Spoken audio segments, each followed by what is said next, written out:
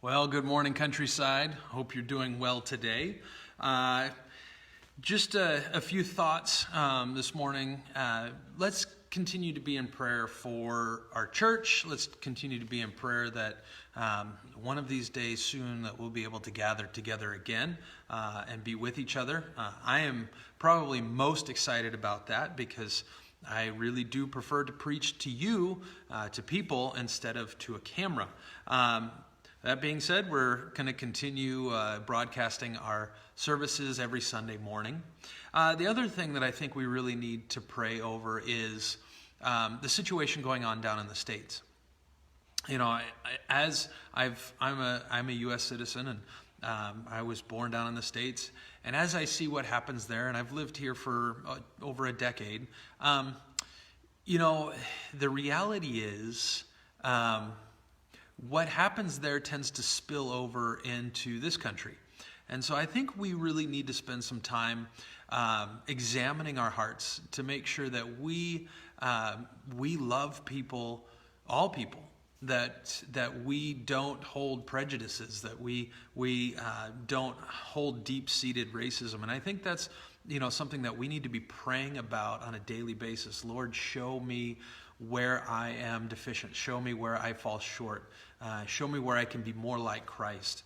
And so that would be a good time of prayer.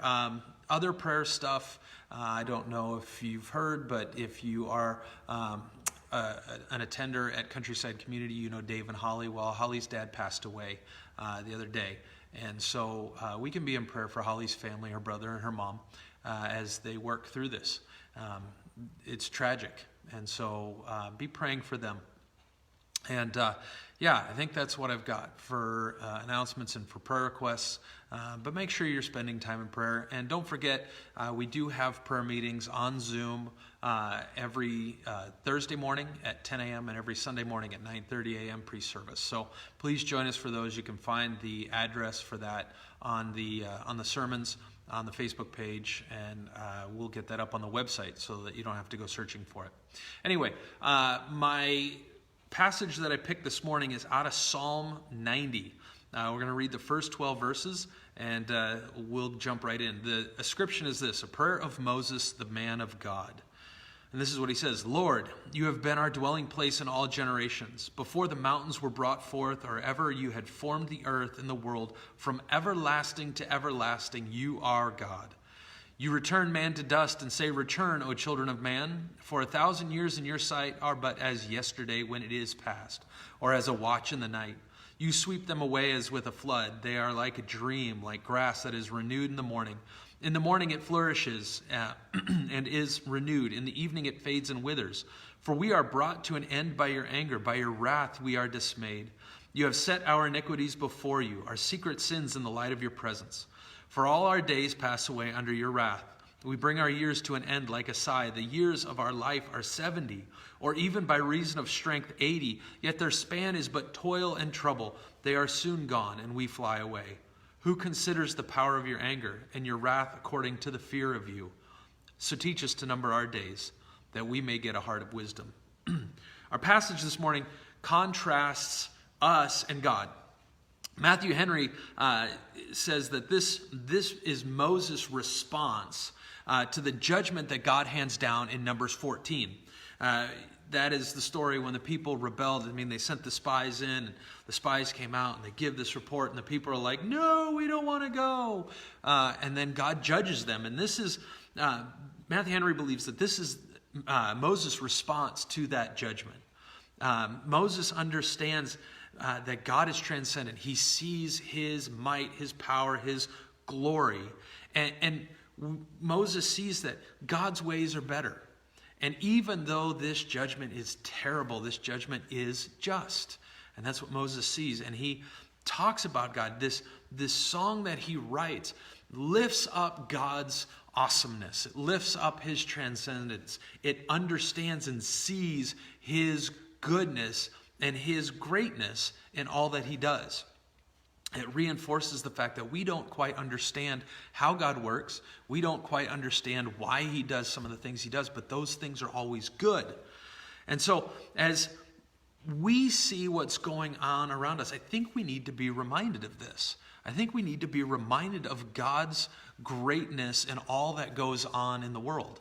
You know, we look around us right now and we see COVID-19. We look around us and we see riots going on in cities, and we see injustice, racial injustice, and we see things that are just terrible, that never should be and never should have been. And yet in our sin, we have ruined this world that God has given us. And the reality is, when we look at God, we need to understand that He is still working. He is still doing things. And yeah, maybe it's unpopular, but, you know, would I be remiss to say that maybe God is using COVID-19 to discipline His children, to wake us up, to rouse us from our slumber?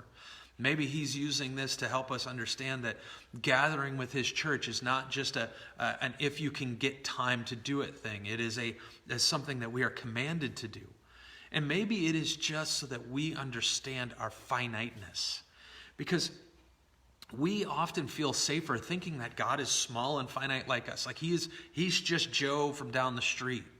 But that's not who God is. God is great. He is awesome. He is mighty. He is powerful. He is over all things. And it is in His grace that He condescends to be with us. It is His love that causes Him to not interfere, but to move the course of history towards its ultimate end. And that should truly bring us peace. It should wake us up. It should bring us some fear. You know, verse 11 in this passage, who considers the power of your anger? Do we actually consider that God gets angry over sin? Or have we left that as a teaching from old folks that were superstitious? But see, here's the problem. God is angry about sin. And God is going to deal ultimately with sin, and He is ultimately going to deal with our own hearts. We will all stand before Him and give an account of what we've done and how we've lived. But it should bring us peace that our God, if we are serving Him, if we are truly His disciples, if we are truly His children, that should bring us peace that God is going to take all that we see going on around us in this time, and He's going to set it right. And He is going to make things right. And He is going to stamp out racial injustice. And He is going to stamp out our sin. And He is going to stamp out all of everything that hates Him. And that should bring us peace. We should be able to rest in that. We are told here to understand that we are finite. Our judgments are poor. And only if they are governed by God's word are they helpful. But God is not finite. God is transcendent. God sees all of time, and God works in it. And to understand our finite and to understand God's infinite allows us to gain a heart of wisdom. To understand who God is allows us to make proper judgment, because it should direct our hearts. It should direct our thoughts. It should direct our interactions with the world. It should inform and direct our interactions with each other. To be humble, to be loving, to be peacemakers. That's what God has called His children to. Not to go online and post things that, stir up controversy, and to post things that stir up anger. We are to be peacemakers. And so let's be that today. Let's make a concerted effort to have the heart of Christ and to be a peacemaker in this world. So hopefully that can speak to your heart today. Hopefully that can speak to your actions today. And hopefully that can bring you some peace and some clarity. All right. Love you guys. Have a great day. Praying for you. Bye-bye.